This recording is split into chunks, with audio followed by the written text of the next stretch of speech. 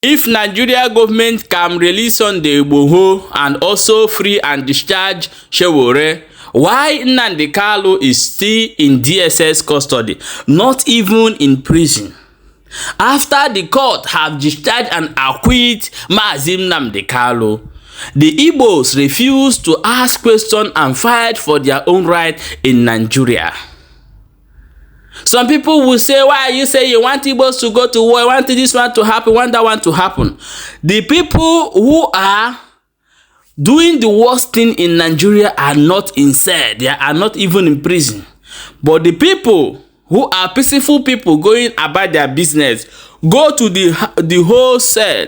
Today in Nigeria, you will find Igbo people lavishing there for no reason, because you have that name Igbo. I'm telling you the truth. Go and verify this thing that I'm telling you. I have been the victim of this thing that I'm telling you.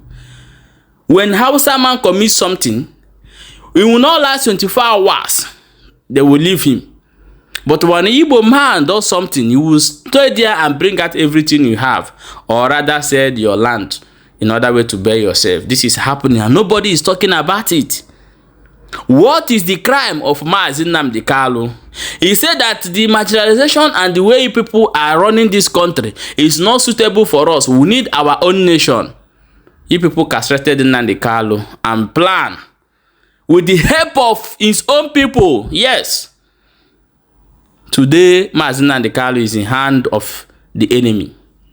But however, our brother, whether they call Nosonkwa, don't finally hit some point what I would like you to watch in this video. Please watch this video from beginning to end, and before we go come back, continue.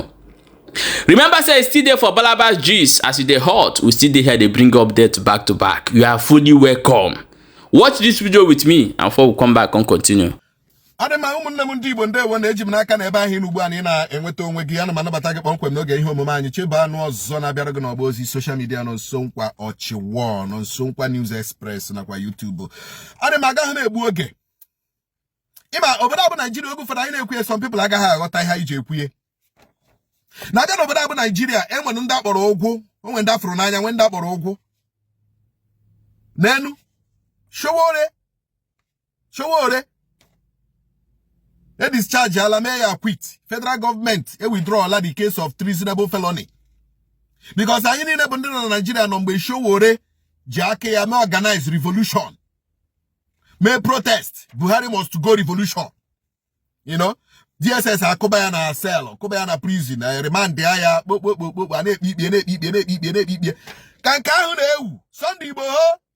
Sunday Igboho was released. Now Chichi Tunumbua. Oh, Buhari, Torola Sunday Igboho tupuoye. The guy about says you na Benin Republic, you know. And make the Buhari up or Tunumba, but I thought Hapo Sunday Igboho. He's a free man. Yesterday, Sowore, the charges against Sowore, treasonable felony charges against Sowore has been dropped by Tinubu government. The same treasonable felony has in a Sowore committee. Who got the same treasonable felony has in Nnamdi Kanu committee. Now, they have dropped that of Sowore. What of Nnamdi Kanu? Forget. What of Nnamdi Kanu? Eme wata ke emeri biye obu ala. Eme wata ke emeri biye ufu anya ala. Nsobu ala. Forget. I drop treasonable felony charges against Sowore. But Nnamdi Kanu kwano. He's there now. Onwekweno mmadu. Onwekweno yenabi okuye. Does he have anybody? Nnamdi Kanu bu okwu ka ọ na-ekwu. Onwebe mgbe asị na ahụrụ Nnamdi Kanu na street ka o bu egbe ma ọ na-ahụrụ ya na street ka o bu mma. Sowore was physically present in that revolution eme. Sowore led the people na Abuja.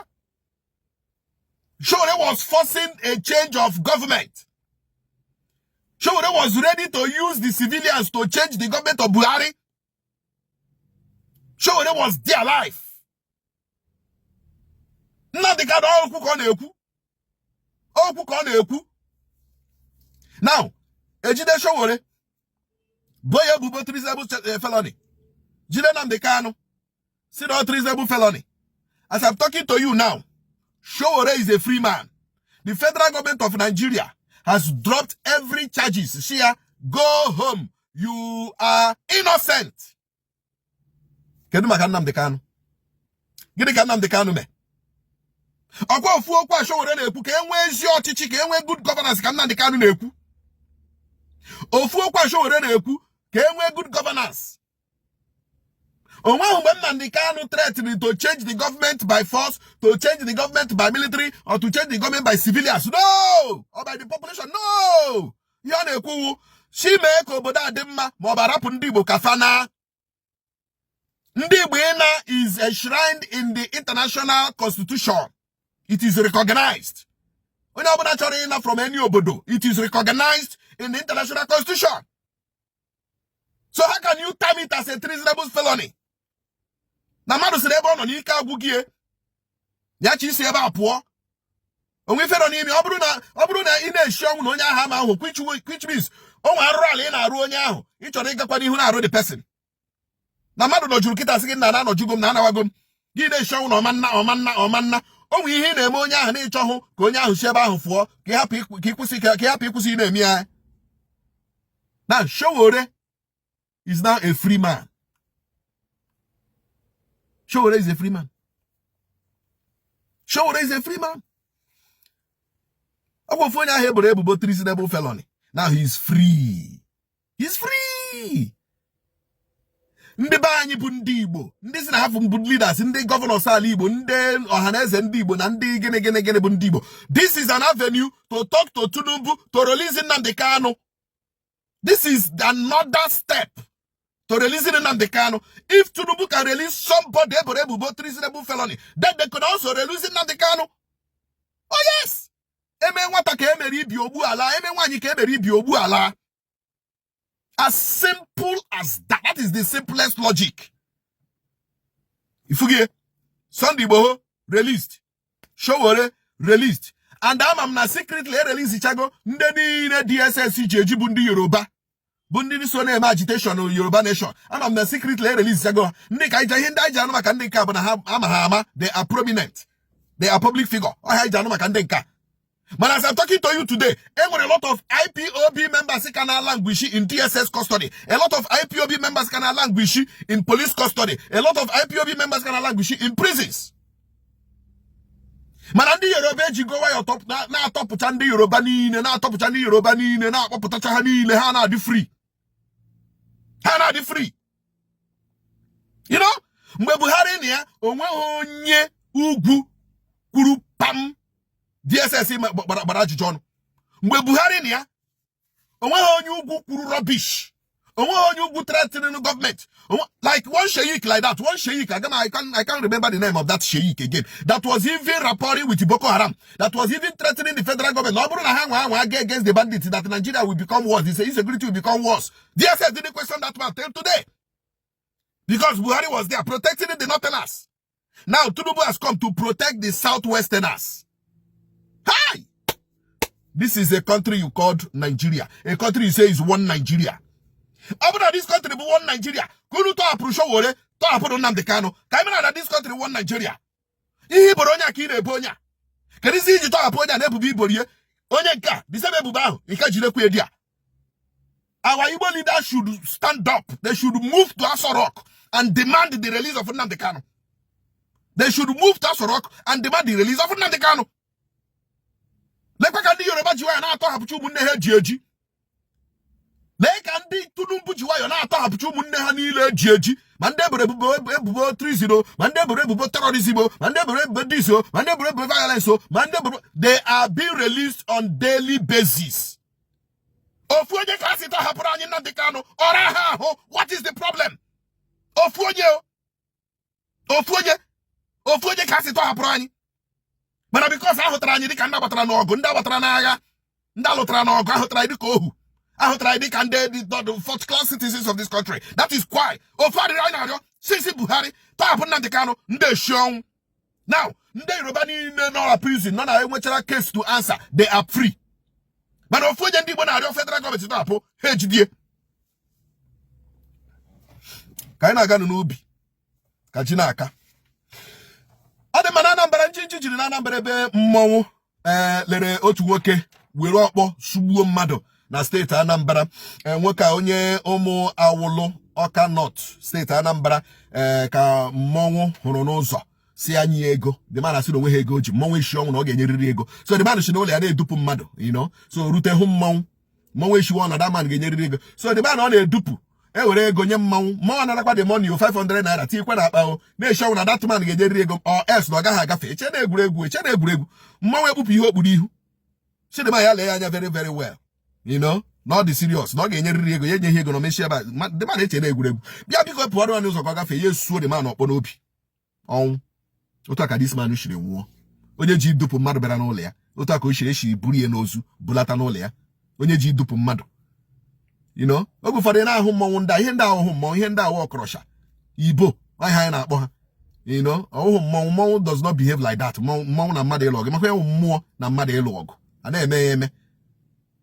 Anda man agbala ọsọ na mmọnwụ agbala ọsọ, a na-achọ mmọnwụ ahụ achọ now, you know, a na-achọ dat mmọnwụ achọ now. So biko chụwanụ mmọnwụ ahụ jidie o jee zaa azịza ihe o metere. Achọrọ m ikele the CP of Rivers State and the IGP. Achụgo Assistant Superintendent of Police mmadụ ebua na ofu inspector bụ ndị bụ egbe eju oshi. When they wear that uniform, they think they are untouchable. When they wear that uniform, they can do and undo. You know? Two guys say ga ha kwụsịrị na moto na Rivers, so otu ha na-eshi eme n'Owere here anapụ ndị mmadụ ego, ndị nke Owere na-ebucha POS agagharị. Ndị nke Joint Task Force a ma ndị amị na ndị police na ndị civil defense ha na-anọ na Joint Task Force Hilux, you know, ha na-ebucha POS na-agagharị. Ha hụ guys ha akọ na ha mee ha start money. So ndị eke emene dị start money na Rivers to ha na produce guys $3,000 ndị anya ukwu. $3,000. Two assistant superintendent of police and one inspector. $3,000, 4.2 million. Ka na pro the guy, those guys. About her report, pam. Today, actually, I have police. Criminals in police uniform. Criminals in police, armed robbers in police uniform. You know? I'll get many Imo State very soon. These criminals in police uniform, my criminals in military uniform, my criminals in civil defense uniform. Now about in Imo State here, GPOS, anaka boys say go na GPOS na about now. One day could get you and I got you. One day you could get you, but one in Imo State and allow over here. Never start to boys. One day you couldn't get you. I want to also thank the federal government, this lawyer. One lawyer about that you could for.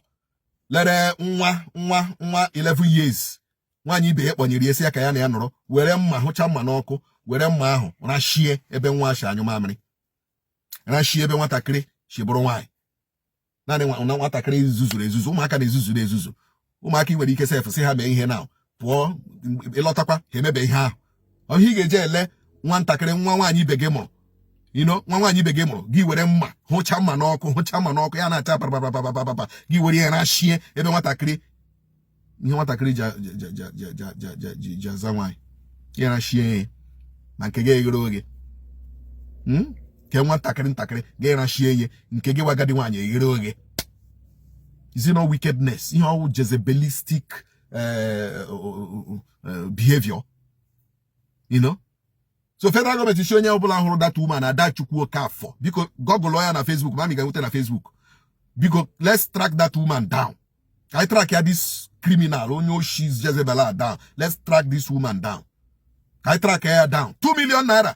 Oh no, 2 million naira. Federal government got where. People cannot just be wicked like that. People cannot just be wicked like that. It's terrible. It's a very terrible situation. You know? I think we're good. I don't know, I W2 and Ototoa, Konye Chili, Yazelo, Kobachita, Garani, Siriri, Werere, Tosarani, Oziano, Koru, Ndobalanti, Ototon de Badanacho, Enaho, Echiba, no Zon, so Kwane Kukwa, Obachisa today. Shia, Nihankai Kuruta.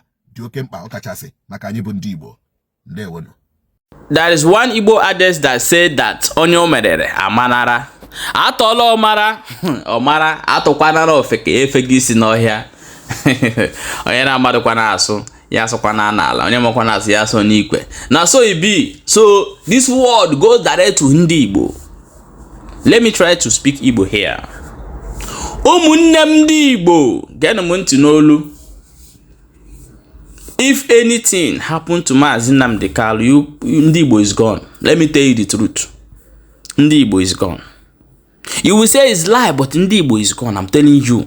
Because when they took hand in your eyes, it didn't do anything. That time they will not say, yes, after all, nothing happened. Even when we hold him, nothing happened. I know that nothing will ever happen to Mazi Nnamdi Kanu. But I'm telling you, if these people play this game that they want to play and succeed, Igbo is gone. Is that your business, that your house you build in Lagos, that your mansion that you own, you think that is everything?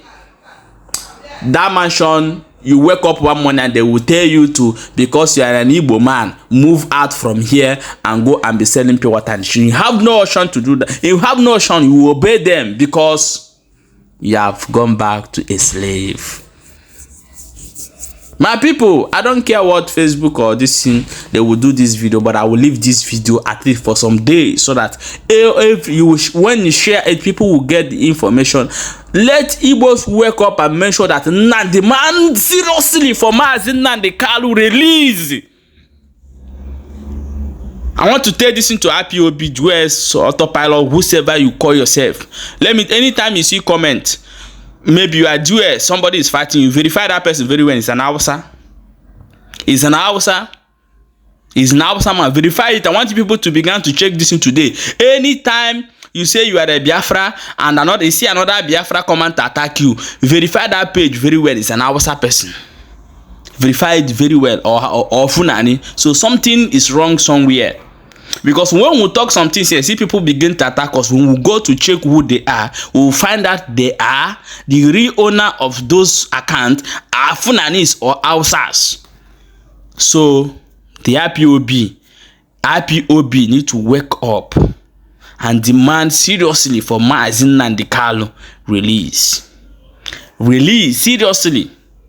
Then we'll not ask which way are we going. Because if they succeed to play this game, something bad, I'm smelling something in the future. But however, we pray for the good and peace for the Igbo.